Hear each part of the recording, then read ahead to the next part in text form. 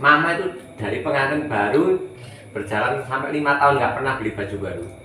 Baju ini baju bekas. Waktu itu saya belikan baju itu Mama masih kecil, belum gemuk kayak gini. Harganya 5.000, saya ingat banget. Kaos 5.000, atau 5.000, rok 5.000, saya belikan bekas terus. Nggak bisa beli baru. Yang buat duit karena duitnya nggak ada. Doa. Amin. Amin. Amin. Amin. Silakan dimakan kerupuknya guys, kerupuk abal-abal guys. Ini kerupuk apa ini? Kerupuk Mainnya? nanyok, Jadi apa lu ngomong, Pak? singkong. Mau banyak. Ada juga.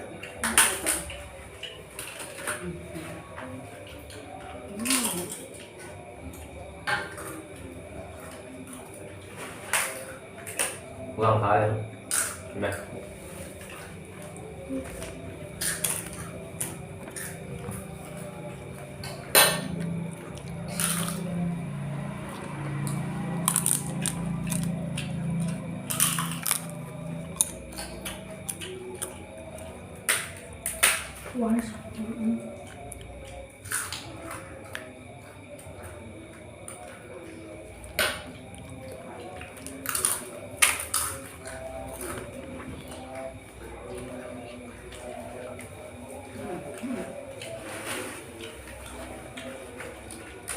Ceritanya gini guys, ini makannya makan nasi goreng taruh di wajan. Ya memang gorengnya di wajan, bukan taruh di wajan, gorengnya ya di wajan. Nanti sekali makan sekali di wajan. Kenapa begitu? Ini ada sejarah yang berusaha ceritakan. Mungkin buat teman-teman semua hanya sebagai pengetahuan aja lah, sebagai pengetahuan. Jadi kita berpulang dari aktivitas biasa, ingin makan berlapar. Ono ini kan apa masuk kita ono ya ono iki ono tempe, gimbal tempe, gimbal tahu. Ya wes, kerupuk pun samiler, harganya murah meriah.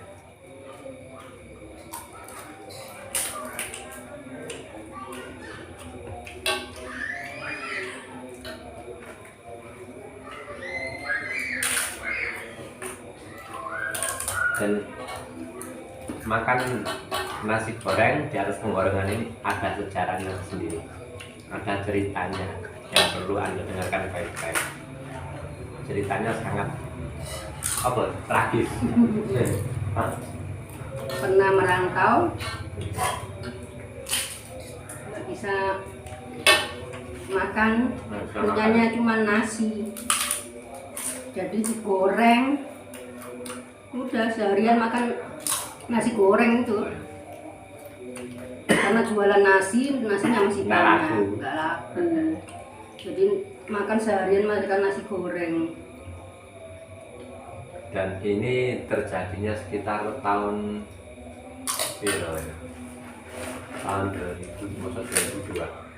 Segitulah, 2002, 2003. Jadi pokoknya sejarah itu berjalan kurang lebih hampir 5 tahun. Nah ceritanya gini, saya pernah merantau ke Jakarta, jualan nasi. Ya, jualan nasi, gak laku gitu ceritanya. Gak laku, jadi buat bayar kontrakan, buat makan, buat kebutuhan itu gak cukup. Nah dari tidak kecukupan itu karena gak laku kan, terpaksa kita ya emang yang dijual kayak lauknya ada, tapi kalau kita jual nanti kita nggak ada modal lagi buat belanjanya. Jadi untuk menetralisir itu ya udah nasi digoreng aja di atas penggorengan gini. Dan kita itu berdua, waktu itu kita masih pengantin baru, keadaan nggak punya apa-apa sama sekali, duit nggak ada, modal nggak ada, apa nggak ada. Jadi adanya punyanya pas-pasan dan juga itu modal utang. Untuk Jakarta itu kita jualan karena nggak laku, ya udah kayak gini goreng dimakan di atas penggorengan. Nah, yang lucunya di saat kita makan itu pintu kita tutup, ya kita tutup. Dan itu anak saya ini belum ada, si Alif ini belum ada, masih proses nih si Alif belum ada. Nah, pintu kita tutup, setelah makan kita baru keluar.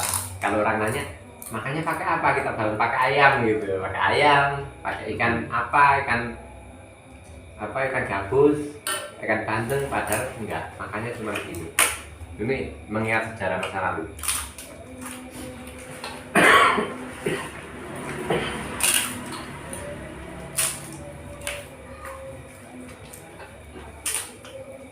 Enak-enak.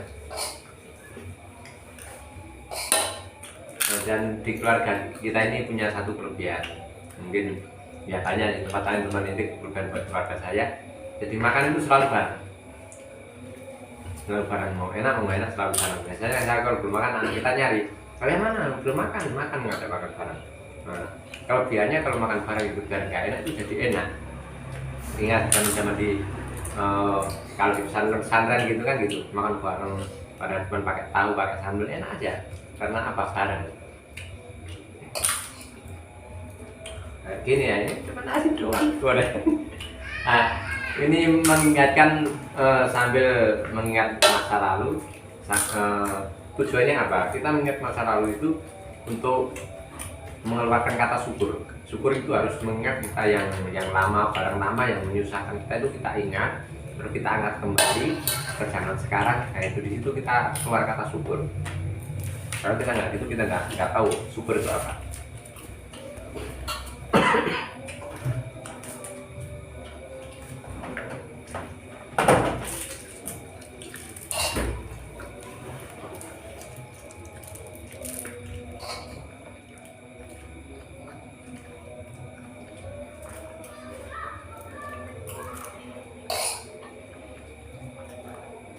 Apa kalian semua juga pernah ngalamin seperti ini?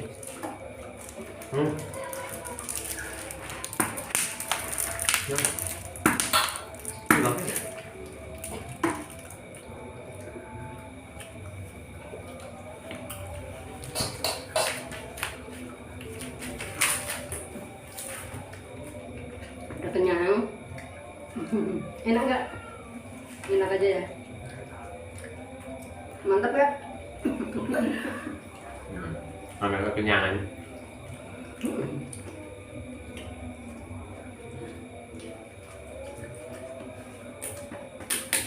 Dan saya makan di atas penggorengan gini. Itu semua itu ada sebab akibat. Akibat pertama sebab pertama dagangan gak laku. Jalan duit gimana? Sampai ini mas, selama berapa tahun? Ada kali kalau 7 tahun, 5 tahun lah. Mama itu dari pengantin baru berjalan sampai 5 tahun nggak pernah beli baju baru. Baju ini baju bekas. Waktu itu saya belikan baju itu, mama masih kecil belum gemuk kayak gini. Harganya 5.000, saya ingat banget. Kaos 5.000, atau 5.000, rok 5.000, saya belikan bekas terus. Nggak bisa beli baru. Yang buat duit karena adanya nggak ada. Ingat 5 tahun. Mungkin kalian semua belum pernah ngalamin seperti itu. Jadi 5 tahun itu dari pengantin baru sampai 5 tahun belinya baju bekas, nggak pernah beli baju baru. Ini orangnya. Sampai waktu itu saya gini, kalau nggak kuat ikut saya ya udah, kamu pergi aja, tapi jangan nyari saya. Saya orangnya mau hidup di mana, mau mati di mana itu tidak ada masalah buat saya. Toh nanti juga kembali kepada Tuhan dan di alam sana. Itu akan bersatu, orang akan ketemu semua. Gitu. Hidup saya lalu dia tetap mengikuti. Ya alhamdulillah berjalannya waktu ya kita temukan jalan hidup. Nah, akhirnya ya adalah kita bisa kayak orang gitu. Ya sebenarnya hidup itu enggak harus kaya, itu enggak kaya, itu ada di pikiran. Kalau pikiran kita merasa cukup apa ya kita sudah kaya. Dengar baik-baik, ingat baik-baik, ini sangat bahaya buat kalian semua. Dengar baik-baik dan ingat baik-baik, perlu Anda dengarkan, simpan pada otak kalian. Jangan main-main, jangan main-main lah guyu, anakku guyu. Jadi gini, ini juga buat anakku juga, anak wali, penonton semua. Yang perlu Anda waspadai, Kenapa saya bisa makan nasi digoreng nggak gorengan? Yang di awal tadi karena dagang nggak laku, itu sebabnya. Jadi kita ngirit gimana caranya ayamnya kita bisa jual lagi, dan kita biar pengeluaran nggak berlebihan karena kita harus bayar kontrakan dan sebagainya. Sampai beli baju di bekas itu saya terangkan. Itu yang pertama. Nah, cerita yang kedua, tapi ini cerita pertama. Penyebabnya ini cerita yang kedua ini. Cerita yang kedua, kenapa saya bisa 5 tahun nggak bisa beli baju, nggak bisa makan, dan hidup saya sudah pasrah. Akhirnya Tuhan menemukan jalan. Nah, di sini cerita yang kedua ini adalah penyebab cerita pertama. Paham ya? Cerita yang kedua ini adalah penyebab cerita yang pertama. Nyampe 5 tahun nggak bisa beli baju dan nggak bisa makan. Loh, kok bisa? Bisa. Karena waktu itu saya jujur aja, seharusnya ini nggak patut diceritakan karena itu bisa mempermalukan diri saya pribadi, tapi itu nggak apa-apa. Orang kalau jujur itu lebih baik, artinya kita bisa mengakui kesalahan kita, dan mungkin itu bisa buat contoh buat kalian semua penonton YouTube Sarkum Pagi. Yo, Waalaikumsalam. Mangan. Itu lah. Yo, itu bisa buat contoh teman-teman semua. Janganlah melakukan sesuatu hal yang tidak patut dilakukan. Apakah itu? Tonton terus channel YouTube Sarkum Pagi. Jangan lupa like, comment, dan subscribe, dan tekan juga tombol loncengnya. Bagikan ke teman-teman Anda karena ini sangat bermanfaat sekali. Bagikan ke teman-teman Anda karena sangat bermanfaat sekali. Bagikan biar hidup Anda lebih indah, kaya raya, berkecukupan, depan akan sempurna. Aman sih. Penyuting ini anak yang guya-guya itu. Bismillahirrahmanirrahim.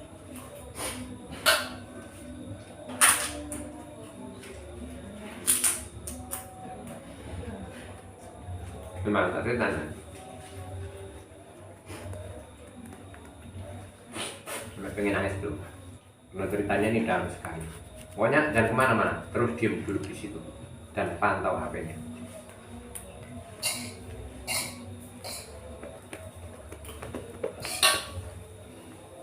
Nandanya apa? Mau sana, tak takon dulu.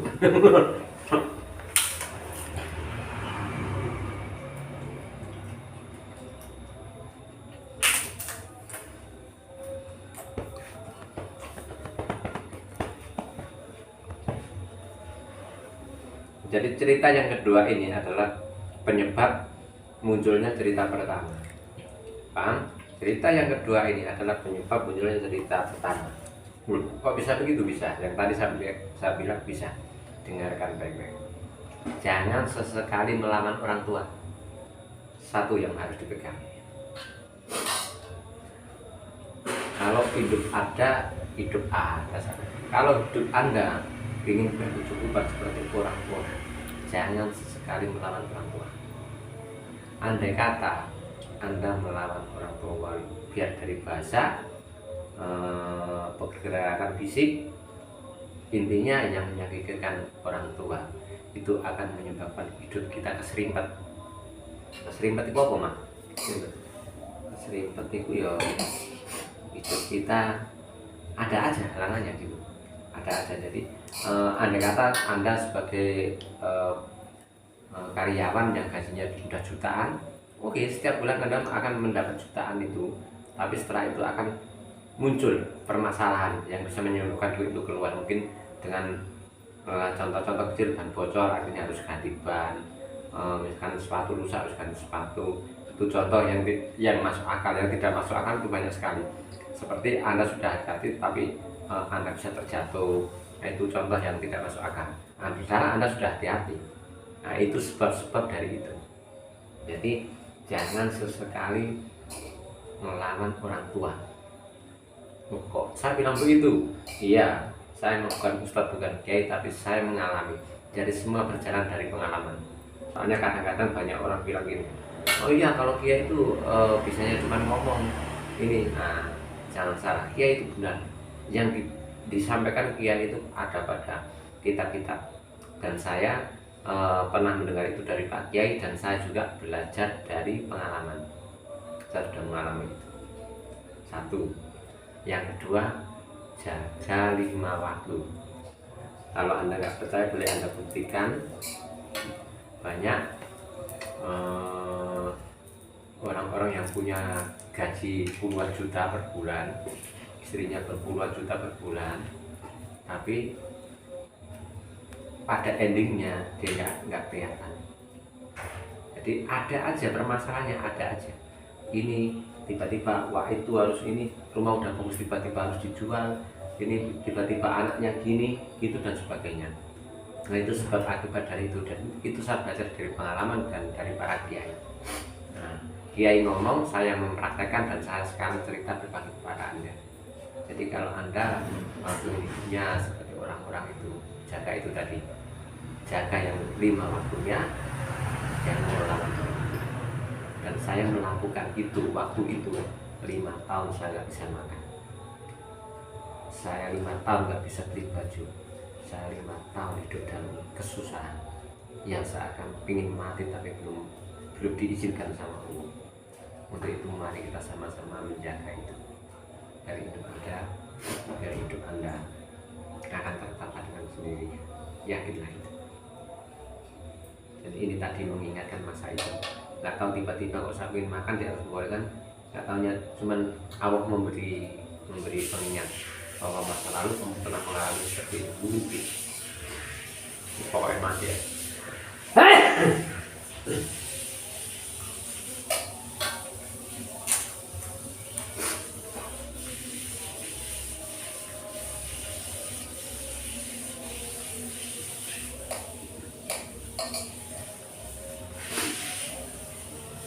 Dan ini dunia sudah semakin menua. Mungkin kita teman-teman semua kita harus lebih belajar tentang kehidupan, tentang konten saya dari konten hiburan ya. Jadi ini campur-campur, ada makan dan ada pemberitahuan. Jadi gini, jika Anda menjadikan naik mobil, mungkin Anda harus belajar nyupir, dan bila Anda sudah bisa nyupir, Anda harus yakin beli mobil. Dan kalau Anda sudah beli mobil satu, Anda harus yakin untuk menjadi seorang bos mobil. Itu harus dipegang prinsip itu. Jika Anda kuli bangunan, Anda harus yakin satu saat menjadi tukang. Bila Anda sudah menjadi tukang, harus yakin satu saat harus jadi pemborong. Bila sudah jadi pemborong, satu saat harus yakin bisa menjadi bos. Itu yang harus kita pegang. Jadi kita jangan terbelenggu di suatu tempat. Mudah-mudahan kalian semua akan menemukan jalan hidup seperti orang-orang yang sudah mapan-mapan itu. Mari kita sama-sama berdoa.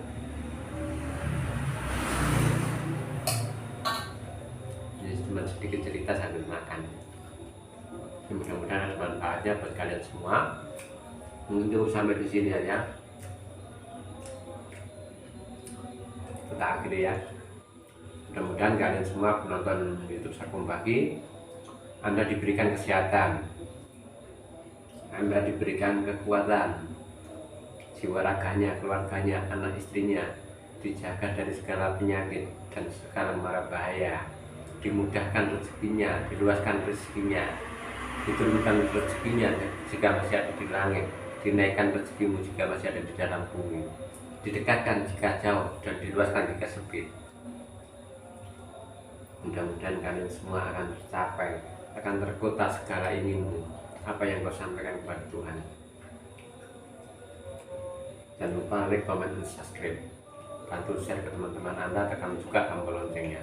Mungkin sampai di situ dulu. Assalamualaikum warahmatullahi wabarakatuh. Dadah.